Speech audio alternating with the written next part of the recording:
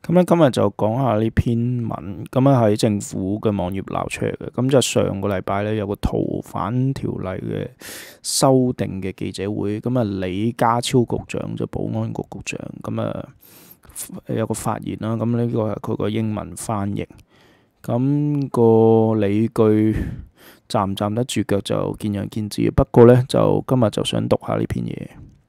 OK。The Fugitive Offenders and Mutual Legal Assistance in Criminal Matters Legislation Amendment Bill 2019, proposed by the government, aims to deal with two practical issues: a murder case which happened in Taiwan in early 2018, and two, at the same time, to plug the loopholes in the mechanisms. These include the geographical restrictions prohibiting us from handling fugitives who have committed crimes at certain places, and the lack of effective arrangement in the surrender of fugitives with places that we've not signed any long-term agreements with. The government's proposed amendments, which have been thoroughly and prudently considered, can ensure that serious crime offenders cannot avoid justice through this loophole, while protecting public and social safety. As we reiterated many times, the proposed amendments are applicable to any jurisdiction without pinpointing a particular one. In particular, they're not tailor-made for the mainland. Most important of all, the bill targets those who have committed serious criminal offences and not the law-abiding general public. After the bill has been passed, Hong Kong can use the same set of standards to handle serious criminal cases effectively by case-based surrender arrangements with any jurisdiction that it has not signed any long-term surrender arrangement with. Hong Kong has currently signed long-term agreements with only 20 jurisdictions, which means that there are over 100 countries that Hong Kong is yet to sign agreements with. It's our clear policy goal to sign long-term agreements. The proposed case-based arrangement is only a supplementary measure. Case-based surrender will not be adopted once a long-term agreement has been signed.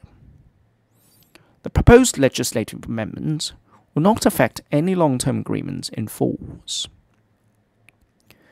Surrender of fugitives is the international commitment to fight organized crimes in order to reduce the threat of crimes. The United Nations has promulgated a model treaty for the reference of different jurisdictions through a resolution. The existing Fugitive Offenders Ordinance makes reference to this model treaty and is in line with the common practice in human rights and legal procedures.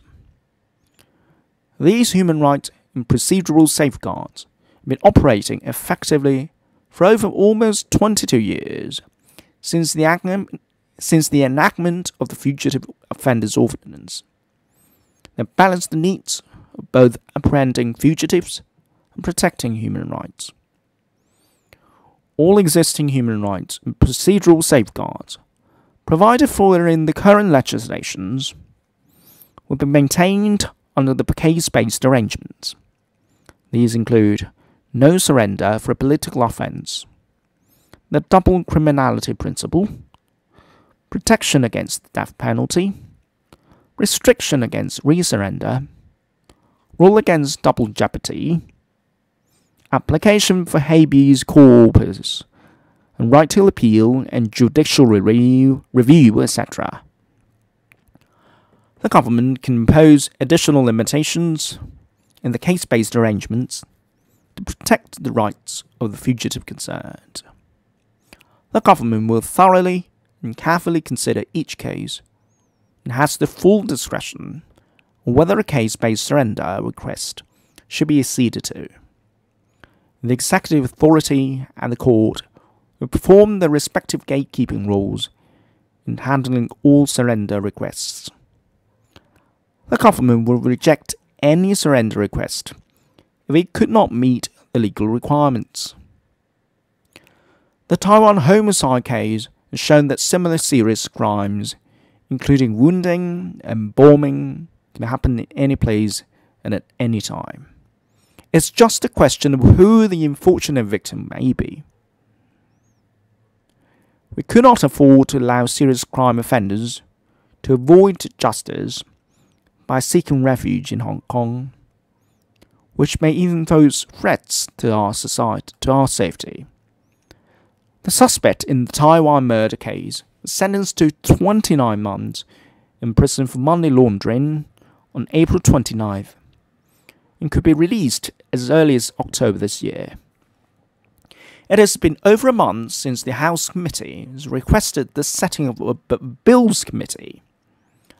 The government team is yet to be able to explain and exchange views with lawmakers on matters relating to the bill. Given that the community has raised many views during this period, the government has no opportunity to respond in detail to them at the Bills Committee. We're therefore holding a press conference today to respond to these views publicly. But I have to reiterate that the Bills Committee is the most suitable avenue for discussion of these matters, and it's also the proper function of the Legislative Council. I hope that the Bills Committee will start scrutinising the bill as soon as possible. Thank you.